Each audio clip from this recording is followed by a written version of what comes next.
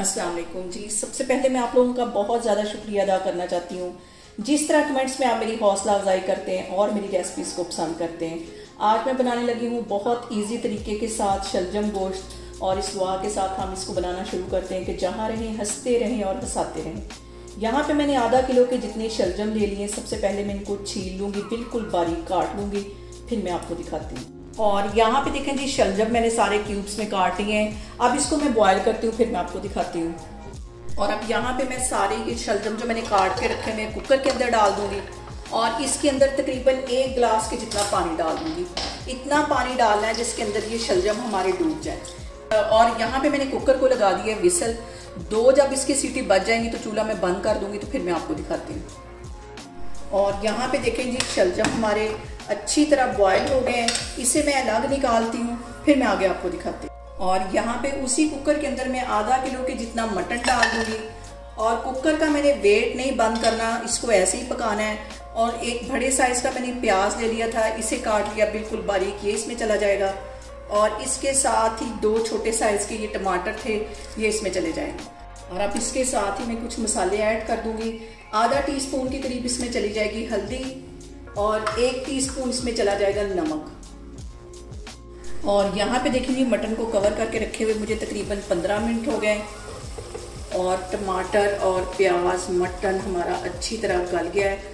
अब इसके अंदर मैं डाल दूंगी आधा कप के जितना कुकिंग ऑयल,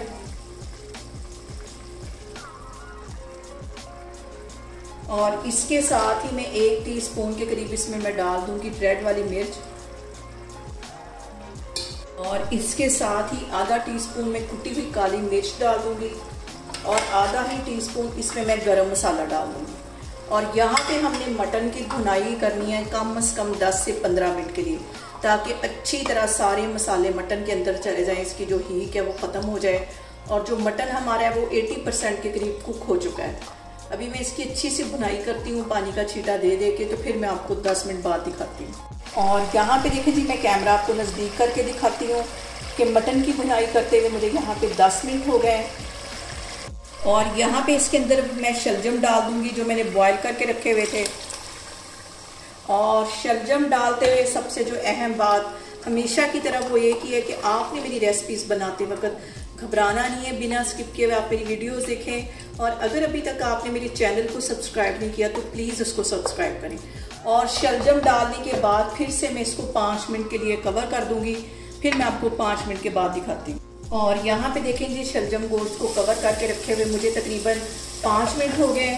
अब फिर से मैं इसकी अच्छी सी भुनाई कर दूँगी, ताकि अच्छी तरह ये जो हमारे शलजम है मैश हो जाए। चम्मच की हेल्प से इसको अच्छी तरह मैश कर लेंगे।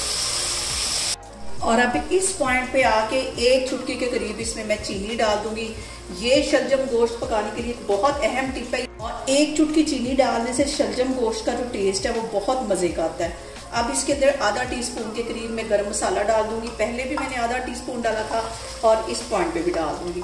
और जहाँ पे थोड़े से भी मुझे ये शलजम खड़े नज़र आ रहे हैं, उसे मैं चम्मच की हेल्प से अच्छी तरह मैश कर दूंगी। और यहाँ पे देखें जी, शलजम गोश्त हमारा तैयार है। 1 टेबलस्पून के करीब इसमें मैं सब्ज़ धनिया डाल दूंगी, और 1 सब्ज़ मिर्च मैंने बिल्कुल बारीक काट ली थी, ये इसमें डाल दूंगी। इसको मिक्स कर लूँगी। चूल्हा मैं यहाँ पे बंद करती हूँ, इसको डिश आउट करती हूँ, फिर मैं आपको दिखाती हूँ।